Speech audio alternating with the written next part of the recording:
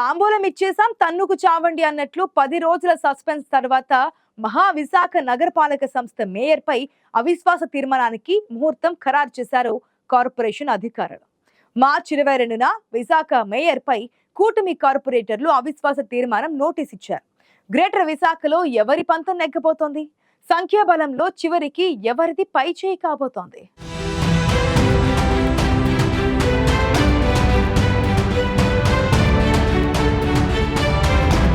అధికారంలోకి రాగానే మెడ మీద కత్తి పెట్టింది కూటమి ప్రభుత్వం. దీంతో విజయమో వీరస్వర్గమో అన్నట్లు అంతే పంతంతో ఉంది విపక్ష పార్టీ కూడా. దీంతో విశాఖ మేయర్పై అవిశ్వాస తీర్మానం ఓటింగ్ కల్లా రాజకీయాలు ఏ మలుపు తిరుగుతాయో ఎవరికీ అంతుపట్టడం లేదు. ఎప్పుడు బల నిరూపణ సమావేశం జరిగినా ఎక్కడ పొరపాటు జరగకుండా పని పూర్తి చేసేందుకు మల్లగులాలు పడుతున్నారట కూటమి నేతలు. ఏదో అనుకుంటే ఇంకేదో అయ్యిందన్నట్లు 10 రోజుల క్రితం ఎంతో ఉత్సాహంగా అవిశ్వాస నోటీసులు ఇచ్చి కూటమి నేతల మొహాలు రోజులు గడిచే కొద్దీ ఎందుకో కళ తప్పుతున్నాయట. ప్రస్తుతం కూటమి నేతలకే సమన్వయం లేకపోవడమేనే దీనికి కారణమంటున్నారు. ఇదే వైసీపీకి కలిసొచ్చేలా ఉందంటున్నారు.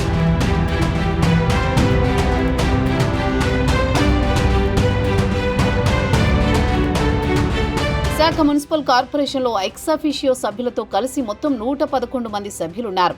ఇందులో వైసీపీకి ప్రస్తుతం 37 మంది సభ్యులుంటే వామపక్షాల నుంచి 2 కార్పొరేటర్లున్నారు. ఇక టీడీపీ, జనసేన, బీజేపీ కలుపుకుని 72 మంది ఉన్నట్లు ప్రచారం జరుగుతోంది. ఈ లెక్కన అవిశ్వాస తీర్మానం పెడితే కూటమి పార్టీలే నెగ్గుతాయి. వైసీపీ మేయర్ అనివార్యంగా కుర్చీ దిగాల్సి వస్తుంది. కానీ అసలు చిక్కంతా ఇక్కడ వామపక్ష కార్పొరేటర్లతోనే ఉందట. బల నిరూపణ సజావుగా సాగాలంటే మొత్తం 74 మంది సభ్యులతో కోరం ఉండాలి. కానీ కూటమికి ప్రస్తుతం 72 మంది మద్దతు మాత్రమే ఉందని సమాచారం. ఇప్పుడు సిపిఎం, సిపిఐ నుంచి ఉన్న 2 కార్పొరేటర్లు అవిశ్వాస తీర్మానంలో పాల్గొంటారా లేదా ఓటింగ్కి దూరంగా ఉంటారా అన్నదే సందేహం.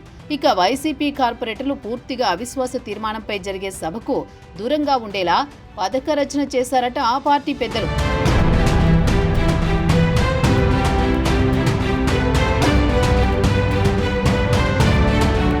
విశాఖ కార్పొరేషన్లో బల నిరూపణకు ఈ నెల 19న ముహూర్తం పెట్టారు కార్పొరేషన్ అధికారులు. అంటే ఇంకా 17 రోజుల సమయం ఉంది. గత 10 రోజులుగా ఆ గట్టు నుండేది ఎవరు, ఈ గట్టున నిలిచేది ఎవరు అన్నట్టు సాగిన వ్యవహారంలో వైసీపీ ఓ అడుగు ముందుకేసింది. ఉన్న ఫలంగా తమ పార్టీ కార్పొరేటర్లకు ఫ్యామిలీ టూర్ ప్యాకేజీ ప్రకటించి విహారయాత్రల పేరుతో క్యాంపుకి తరలించింది. మరోపక్క కొత్తగా చేరిన కార్పొరేటర్లను పదిలంగా చూసుకుంటోందట టీడీపీ కూడా. వారు మనసు మార్చుకోకుండా వెనక్కి తిరిగి చూడకుండా కొత్త ఆళ్లులలా చూసుకుంటోంది. అయితే కూటమిలోనే జరుగుతున్న కొన్ని పరిణామాలతో టీడీపీ గుండెల్లో గుబులు మొదలైంది. 2 రోజుల క్రితం విశాఖ పర్యటనకు వచ్చిన మంత్రి నాదెండ్ల మనోహర్ జనసేన కార్పొరేటర్లతో సమావేశమై దిశానిర్దేశం చేశారు. ఇందులో చివర్లో ఆయనన్న ఓ మాట కూటమిలో కొత్త చర్చకు దారితీసింది. అదేమంటే జనసేన క్యాంపు రాజకీయాలను ప్రోత్సహించదని మంత్రి ఓ మాట వేసి వెళ్లిపోయారు. అంటే పరోక్షంగా తాము టీడీపీ ఉచ్చులో పడదలుచుకోలేదని మంత్రి చెప్పకనే చెబుతున్నారా అనే వాదన వినిపిస్తోంది.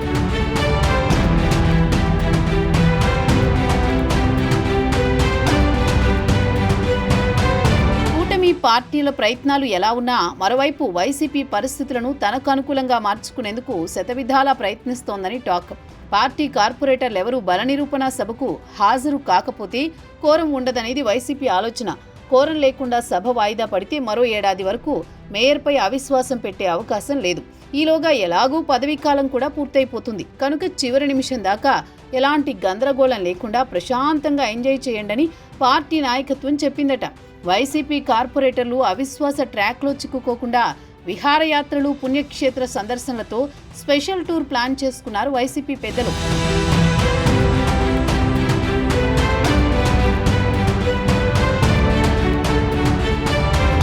కంగారు పడాల్సిన వైసీపీ కూల్గా ఉంటే అవిశ్వాసం నెగ్గేలా చూసుకోవడం కూటమికో పరీక్షగా మారింది. ఆపరేషన్ సక్సెస్ అయితే కొత్త మేయర్ ఎవరనే దానిపైన కూటమి పార్టీలో ఎడతెగని చర్చ నడుస్తోంది. పీలా శ్రీనివాసరావు గౌర సామాజిక వర్గ నాయకుడు కావడంతో యాదవ సామాజిక వర్గానికి ప్రాధాన్యమివ్వాలనే వాదనను తెరపైకి తెచ్చారు ఆ సామాజిక వర్గానికి చెందిన కొందరు కార్పొరేటర్లు. ఆలు లేదు చూలు లేదన్నట్టు ఇదెక్కడి గోలా అని టీడీపీ పెద్దలు తలపట్టుకుంటున్నారు. విశాఖ కార్పొరేషన్ క్లైమాక్స్ ఎలా ఉండబోతుందో చూడాలంటే ఈ నెల 19 వరకు వేచి చూడాల్సిందే.